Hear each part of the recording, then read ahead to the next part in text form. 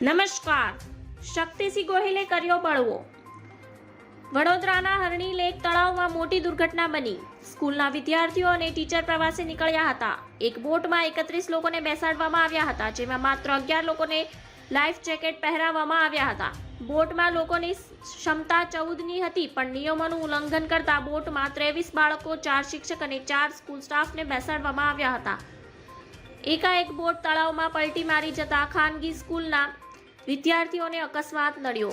13 બાળકો અને 2 ટીચરનું રેસ્ક્યુ કરવામાં આવ્યું છે. શક્તિસિંહ ગોહિલે ઘટના અંગે દુઃખ વ્યક્ત કરતા કહ્યું કે બોટમાં વધુ સંખ્યામાં લોકોને બેસાડતા દુર્ઘટના ઘટી છે. માસૂમોના મોત પાછળ તંત્રની બેદરકારી સામે આવી છે. તેમણે કહ્યું કે દુર્ઘટનામાં ભોગ બનનારને સંપૂર્ણ સહાય આપવામાં આવશે.